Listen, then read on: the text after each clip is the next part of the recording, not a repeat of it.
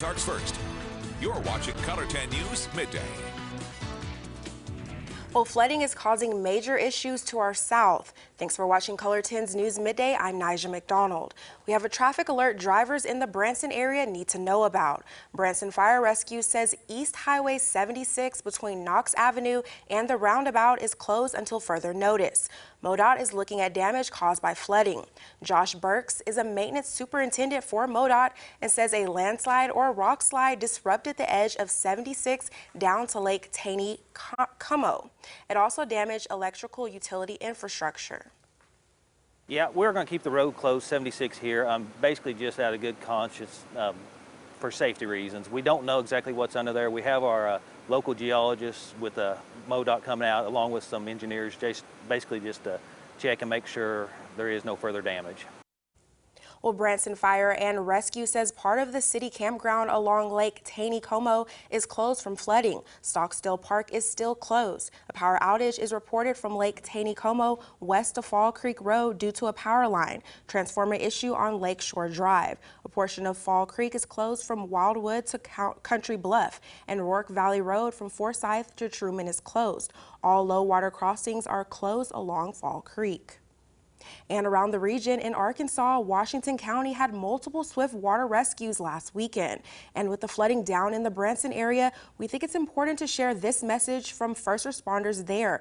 Clarissa Bustamante reports from Fayetteville, where lives are on the line. It's scary. A lot of people won't admit it, but it's scary in the moment. After 18 years of doing water rescues, there's not a lot Shane Wood with the Washington County Urban Search and Rescue Team hasn't seen. Before we were able to get there, they washed away. That's happened a few times. Even recalling Fayetteville High School's prom night in 2017. We affected probably, I'd have to go back and look, but somewhere in the neighborhood of 25 rescues in that one night. Wood says during severe weather, a lot of people are set in their ways on the roads they take, even if they're undrivable. They'll risk it and try to drive through the water to avoid taking a different route. That might take them a few more minutes. Making this decision puts people's lives on the line, not just those in the car. Not even us having to get in the water to rescue them. It's the drive getting there is dangerous. You know, storming, raining, whatever's going on with the weather, and then the fact that we're trying to get there in a hurry, and a lot of emergency vehicle accidents happen on the way to a call, or just us being on the side of the road in the process. Wood points to the Johnson Switch community as one of the most notorious areas for flooding. All the weather picked up pretty hard, and it started to fill the cul-de-sac and filled the backyards. The body of water just across the railroad tracks has Joseph Seoth and his wife Stephanie preparing for the worst. We picked everything up off the floor, unplugged appliances, anything that was important came out. We bought lag screws and waterproof tape, and yeah, like 20 sandbags. We were getting ready to just seal everything. His family is ready to evacuate. Nature's nature. It's going to do what it's going to do, but I mean, yeah, it's hard to start all over again when you don't have much in the first place, you know. Despite the unpredictability of everything, Wood says it's all to help people in neighborhoods like this one. It's something that we like to do. I mean, everybody that's on the rescue team, they're on it because they want to help people. Well, Benton County is issuing an emergency disaster declaration because of Sunday's flooding. Some parts of the county got as much as a foot of rain, causing widespread flash flooding. At one time, about 80 roads were closed down because of it. The county estimates more than $1 million in damages. Judge Barry Mooring said this declaration will allow the county to get some help from the state. They'll do an assessment, we'll confirm that assessment, and then as we go through the process of fixing those, we should be eligible for a 35% reimbursement on the cost of that. The judge said that could happen in the next couple of weeks.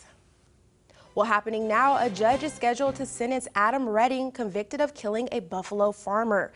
This is 70-year-old Carol Ford. He was found fatally stabbed 30 times near his barn in Buffalo in November of 2017. A judge decided Adam Redding was guilty of first-degree murder and armed criminal action. Redding was a farmhand on the Ford property. Redding admitted he had been drinking before arriving to work that day. The conflict between the two apparently started because Redding admitted he forged checks using Ford's name. Well, in a local spotlight, we want to tell you about a new digital story posted just a few hours ago. Our digital reporter, Chris Six, met with Dub White, an Army veteran who was used to fighting on a battlefield. But he never thought he'd have to fight for his life back here at home. And that fight is against cancer. Cancer-free for that forever till this thing pops up. It was kind of weird. You don't think about it.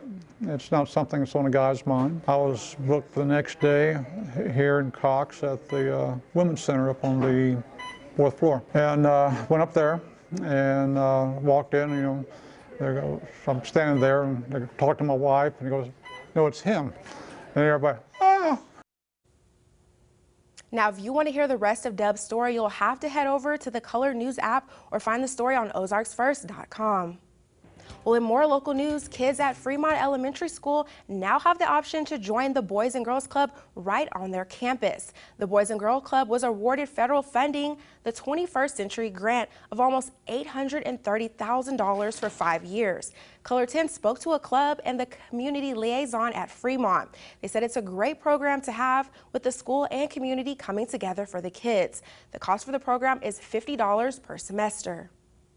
However, there are scholarships available based on need, and we will never turn away any child due to the inability to be able to pay for that. And so it's not always, can we afford it? They do their best to make sure that nobody is turned down. Well, there are on average 90 students per day for now. Well, here's a live look outside from our tower cam. Beth, how's it looking today? It's looking cold. We've got temperatures in the 40s across the Ozarks. We're going to stay in the 40s throughout much of today. Good news is the warm is coming back and more sunshine for your weekend. We'll do details right after the break. Don't go anywhere. From Color 10, Ozarks First.